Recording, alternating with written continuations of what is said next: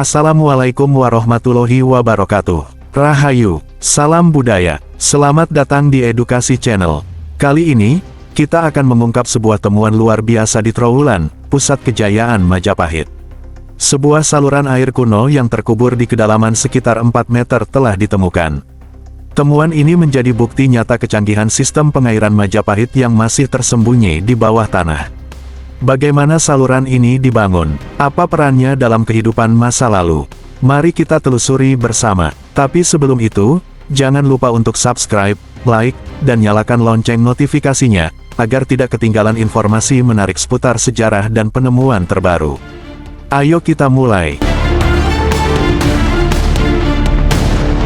Saluran air kuno di Dusun Ngelinguk, Trowulan, Mojokerto, merupakan salah satu bukti canggihnya sistem pengairan pada era Majapahit. Wilayah Trowulan, yang diyakini sebagai pusat ibu kota Majapahit, memiliki jaringan kanal dan saluran air yang luas untuk mendukung kebutuhan masyarakat dan pertanian. Saluran air kuno di Dusun Ngelinguk diduga dibangun menggunakan batu bata merah khas Majapahit. Struktur ini menunjukkan bahwa sistem pengairan pada masa itu sudah dirancang dengan baik untuk mengalirkan air secara efisien. Kemungkinan besar, saluran ini berfungsi untuk mengairi sawah dan ladang di sekitar Trowulan. Beberapa saluran air di Trowulan juga digunakan untuk memenuhi kebutuhan air bersih masyarakat dan mungkin untuk keperluan keraton atau tempat suci. Drainase kota, saluran ini juga bisa menjadi bagian dari sistem drainase yang mengalirkan air hujan dan mencegah banjir di wilayah perkotaan Majapahit. Penemuan saluran air di Dusun Ngelinguk menambah daftar bukti arkeologis yang mendukung hipotesis bahwa Majapahit memiliki perencanaan tata kota yang maju. Arkeolog menemukan bahwa banyak saluran air di Trowulan terkubur di bawah tanah akibat sedimentasi dan perubahan lanskap selama berabad-abad. Beberapa penelitian menunjukkan bahwa saluran air di Dusun Ngelinguk mungkin terhubung dengan kanal-kanal besar di Trowulan, seperti Kanal Sumberjati atau kanal lainnya yang mengalir ke Sungai Brantas. Hal ini mengindikasikan adanya sistem pengelolaan air yang kompleks. Temuan ini semakin menguatkan bahwa Majapahit adalah kerajaan dengan infrastruktur yang maju. Kebesaran kerajaan Majapahit tidak hanya tercermin dari wilayah kekuasaannya yang luas, tetapi juga dari sistem infrastrukturnya yang maju, termasuk kanal dan saluran air kuno. Berikut beberapa alasan mengapa kanal kuno menjadi bukti kebesaran Majapahit. Majapahit membangun banyak saluran air untuk mendukung pertanian. Irigasi yang baik memungkinkan sawah tetap subur, mendukung produksi beras sebagai komoditas utama kerajaan. Salah satu sistem irigasi terkenal adalah situs saluran air di Trowulan, yang masih bisa dilihat jejaknya. Saluran air juga digunakan sebagai jalur transportasi. Kanal-kanal di ibu kota Majapahit memungkinkan perahu mengangkut barang dan orang dengan mudah, seperti yang disebut dalam Kidung Sunda bahwa Majapahit memiliki sistem perairan yang kompleks. Sejumlah peninggalan menunjukkan kehebatan sistem perairan Majapahit, seperti kanal di Trowulan yang diduga bagian dari tata kota ibu kota Majapahit. Candi Tikus, yang kemungkinan berfungsi sebagai tempat pemujaan sekaligus pengatur air. Kolam Segaran, kolam besar yang mungkin berfungsi sebagai reservoir air atau tempat rekreasi kerajaan. Sistem kanal Majapahit menunjukkan bahwa mereka memiliki pengetahuan teknik sipil yang maju, setara dengan peradaban besar dunia lainnya. Sistem ini juga diwarisi oleh kerajaan-kerajaan di Jawa setelahnya. Jadi, kanal dan saluran air kuno memang menjadi salah satu bukti konkret kejayaan Majapahit, baik dalam aspek pertanian, perdagangan, maupun tata kota. Banyaknya pecahan gerabah, terakota, dan keramik kuno di sekitar kanal kuno di Trowulan menunjukkan bahwa area ini dulunya merupakan bagian penting dari kehidupan masyarakat Majapahit. Berikut beberapa kemungkinan alasan mengapa banyak artefak ini ditemukan di sekitar kanal. Kanal di Trowulan kemungkinan bukan hanya untuk irigasi, tetapi juga untuk transportasi dan perdagangan. Gerabah dan keramik bisa berasal dari aktivitas rumah tangga, perdagangan, atau produksi massal di masa Majapahit. Banyak pecahan bisa berasal dari tempat pembuangan sisa produksi gerabah dan terakota. Ada kemungkinan bahwa daerah sekitar kanal dulunya adalah pusat industri keramik dan gerabah, tempat pengrajin membuat peralatan rumah tangga, hiasan, atau bangunan dari terakota. Pecahan keramik kuno bisa berasal dari perdagangan dengan Tiongkok, Timur Tengah, atau kawasan Asia Tenggara lainnya. Majapahit memiliki hubungan dagang yang kuat, sehingga barang-barang impor sering ditemukan di ibu kotanya. Penggunaan terakota dalam berbagai aspek kehidupan menunjukkan tingkat teknologi yang maju. Banyak bangunan di Majapahit menggunakan bata merah dan ornamen dari terakota. Pecahan gerabah bisa berasal dari wadah penyimpanan, alat makan, atau bahkan bangunan suci.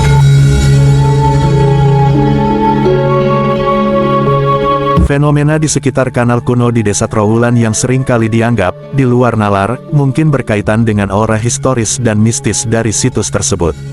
Banyak situs peninggalan Majapahit memang masih dianggap sakral dan memiliki energi tersendiri, baik karena nilai sejarahnya maupun kepercayaan masyarakat setempat. Kanal-kanal ini mungkin dulunya bagian dari infrastruktur penting ibu kota Majapahit, sehingga masih menyimpan energi spiritual atau historis. Beberapa tempat dianggap sebagai jalur pergerakan gaib atau lokasi bersemedi oleh orang-orang zaman dahulu. Banyak masyarakat Jawa masih mempercayai bahwa tempat-tempat bersejarah memiliki penunggu atau kekuatan tak kasat mata. Ritual tertentu mungkin pernah dilakukan di sekitar kanal untuk berbagai tujuan, termasuk persembahan kepada roh leluhur. Beberapa kejadian bisa dijelaskan secara ilmiah, seperti perubahan tekanan udara, suara aliran air yang menciptakan efek akustik aneh, atau fenomena optik yang menimbulkan kesan mistis. Jika kanal ini memiliki sistem bawah tanah atau terhubung dengan aliran air bawah tanah, bisa saja ada efek alami yang terasa aneh bagi orang yang kurang terbiasa. Ketika seseorang sudah mendengar cerita-cerita mistis, pikiran bawah sadar bisa memperbesar pengalaman tertentu, seperti merasa diawasi atau mendengar suara aneh. Penemuan kanal atau saluran air kuno Majapahit yang terpendam di kedalaman sekitar 4 meter memang menunjukkan bahwa pernah terjadi peristiwa besar yang menguburnya dalam waktu yang sangat lama. Beberapa kemungkinan penyebabnya bisa ditelusuri dari berbagai aspek sejarah, geologi, dan lingkungan. Kemungkinan penyebab tertimbunnya kanal Majapahit. Letusan gunung berapi. Mojokerto berada di dekat Gunung Penanggungan, Gunung Welirang, dan Gunung Arjuno. Aktivitas vulkanik dari gunung-gunung ini bisa menghasilkan lahar atau abu vulkanik yang menimbun wilayah Majapahit. Jika terjadi letusan besar, material vulkanik bisa mengendap secara bertahap dan menutupi kanal hingga beberapa meter dalamnya. Banjir bandang dan endapan sungai. Wilayah Trowulan dekat dengan Sungai Brantas, yang menjadi jalur transportasi utama pada masa Majapahit. Jika terjadi banjir bandang besar, air bisa membawa lumpur dan sedimen yang akhirnya menimbun kanal secara bertahap. Bisa jadi, sistem kanal yang dulu berfungsi akhirnya tersumbat akibat sedimentasi alami dari sungai atau aliran air sekitar. Perubahan tata kota atau abandonment, penelantaran kota. Setelah runtuhnya Majapahit, banyak wilayahnya tidak lagi dihuni secara aktif, menyebabkan struktur-struktur penting seperti kanal tertimbun oleh tanah, debu, dan material alami lainnya seiring waktu.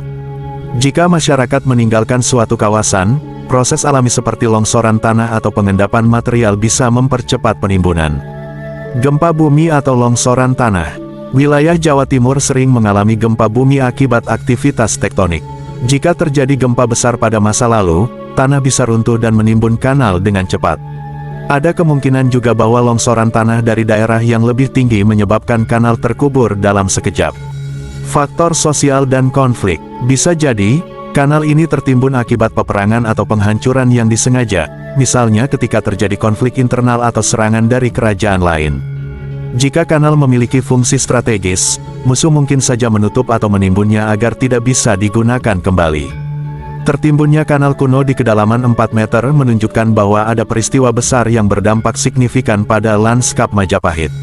Kemungkinan terbesar adalah kombinasi dari faktor alami, letusan gunung, banjir, dan sedimentasi, serta faktor sosial, perubahan tata kota dan konflik. Kerajaan Majapahit memiliki teknologi yang maju dalam membangun dan mengelola saluran air. Keberadaan kanal, waduk, dan sistem irigasi yang masih bisa ditemukan hingga saat ini menunjukkan bahwa Majapahit memiliki pemahaman yang mendalam tentang rekayasa hidrologi dan teknik sipil. Berikut adalah beberapa bukti kecanggihan teknologi Majapahit dalam membangun saluran air. Kanal dan saluran air buatan. Di Trowulan ditemukan banyak kanal dan saluran air kuno yang diduga digunakan untuk transportasi, irigasi, dan pengendalian banjir. Kanal-kanal ini dirancang dengan tingkat kemiringan tertentu agar air mengalir dengan lancar tanpa mengandalkan tenaga manusia. Beberapa saluran air ditemukan berada di kedalaman 4 meter, menunjukkan adanya rekayasa tanah yang canggih. Sistem irigasi untuk pertanian. Majapahit dikenal sebagai kerajaan agraris yang mengandalkan sawah-sawah luas. Saluran air dibangun untuk mengalirkan air ke area pertanian, memastikan pasokan air stabil sepanjang tahun. Teknologi bendungan atau dam kecil kemungkinan digunakan untuk mengatur distribusi air. Struktur hidraulik dan waduk. Candi Tikus adalah contoh sistem pengairan canggih yang kemungkinan berfungsi sebagai tempat pemujaan sekaligus sebagai penampungan air atau waduk. Kolam segaran, yang merupakan kolam besar di Trowulan, mungkin digunakan sebagai reservoir air untuk mengatur pasokan ke saluran-saluran kecil. Sistem ini menunjukkan bahwa Majapahit sudah memahami konsep penyimpanan dan distribusi air secara efektif. Penggunaan bata merah dalam konstruksi saluran air. Saluran air di Majapahit dibangun dengan menggunakan bata merah berkualitas tinggi, yang memiliki daya tahan lama terhadap air dan erosi. Bata merah khas Majapahit dibuat dengan teknik pembakaran yang sangat baik, menghasilkan material yang kuat dan tahan lama. Saluran air bawah tanah. Beberapa penelitian menunjukkan adanya kemungkinan saluran air bawah tanah di Trowulan, yang digunakan untuk mengalirkan air tanpa mengganggu permukiman atau struktur di atasnya. Teknik ini menunjukkan pemahaman yang lebih maju dalam mengelola sumber daya air secara efisien. Teknologi Majapahit dalam membangun saluran air sangat maju untuk zamannya. Mereka tidak hanya membangun kanal untuk transportasi dan irigasi tetapi juga menerapkan sistem penyimpanan air, pengendalian banjir, dan penggunaan material tahan lama. Ini membuktikan bahwa Majapahit memiliki pemahaman teknik sipil dan hidrologi yang luar biasa. Sangat mungkin bahwa kanal kuno atau saluran air kuno di Majapahit digunakan oleh para pembesar kerajaan untuk berbagai aktivitas. Mengingat sistem kanal ini ditemukan di pusat kota kerajaan, kemungkinan besar ia memiliki fungsi lebih dari sekadar irigasi pertanian. Berikut adalah beberapa kemungkinan penggunaan kanal oleh para pembesar Majapahit. Transportasi para pejabat dan bangsawan. Kanal-kanal ini bisa berfungsi seperti jalan air bagi para pejabat tinggi, bangsawan, dan bahkan raja. Mengingat Majapahit memiliki wilayah yang luas dan kota yang terstruktur dengan baik, kanal memungkinkan perjalanan yang lebih cepat dan nyaman dibandingkan jalan darat yang mungkin lebih berdebu dan ramai. Perahu-perahu kecil kemungkinan digunakan sebagai sarana transportasi untuk berpindah dari satu kompleks istana ke area pemerintahan lainnya. Jalur khusus untuk raja dan keluarga kerajaan. Bisa jadi, beberapa kanal yang ditemukan adalah jalur eksklusif yang hanya boleh digunakan oleh keluarga kerajaan dan pejabat tinggi. Dalam beberapa kerajaan kuno, air dianggap suci, sehingga raja dan keluarganya mungkin memiliki akses eksklusif ke saluran tertentu untuk ritual atau perjalanan kenegaraan. Aktivitas keagamaan dan ritual. Air dalam tradisi Hindu-Buddha memiliki makna spiritual yang penting. Kanal bisa digunakan sebagai bagian dari ritual penyucian sebelum memasuki kawasan istana atau tempat suci. Candi Tikus, yang ditemukan di Trowulan, menunjukkan adanya tempat pemujaan yang berkaitan dengan air, yang mungkin digunakan oleh kalangan elit Majapahit. Pengangkutan barang untuk kerajaan. Kanal juga bisa berfungsi untuk distribusi logistik kerajaan, seperti makanan, bahan bangunan, atau barang dagangan dari luar negeri yang dibawa melalui jalur air. Barang-barang mewah seperti kain sutra, keramik, dan rempah-rempah yang masuk ke ibu kota bisa didistribusikan melalui kanal. Tempat rekreasi dan hiburan bagi pembesar kerajaan. Kanal atau kolam besar seperti kolam segaran kemungkinan digunakan untuk perjamuan atau hiburan kerajaan. Para bangsawan mungkin menikmati perjalanan perahu di kanal sebagai bagian dari gaya hidup mereka. Saluran air kuno Majapahit kemungkinan besar bukan sekadar sistem irigasi, tetapi juga memiliki peran strategis dalam kehidupan kerajaan. Dari transportasi pejabat, ritual keagamaan, hingga distribusi logistik, kanal ini menunjukkan betapa majunya peradaban Majapahit dalam mengelola air. Luar biasa, teknologi Majapahit dalam membangun saluran air benar-benar menunjukkan betapa maju peradaban mereka. Dari kanal transportasi, sistem irigasi, hingga waduk dan pengendalian air, semua ini membuktikan bahwa Majapahit adalah salah satu kerajaan terbesar di Nusantara. Warisan mereka masih bisa kita saksikan hingga hari ini, menjadi bukti kehebatan para leluhur dalam mengelola sumber daya air. Terima kasih sudah menonton. Jika Anda suka dengan video ini dan ingin terus mendapatkan informasi menarik tentang sejarah dan teknologi kuno, jangan lupa untuk like, bagikan, dan tentunya subscribe. Aktifkan lonceng notifikasi agar tidak ketinggalan video terbaru kami. Sampai jumpa di video berikutnya. Akhir kata, wassalamualaikum warahmatullahi wabarakatuh. Rahayu, salam budaya.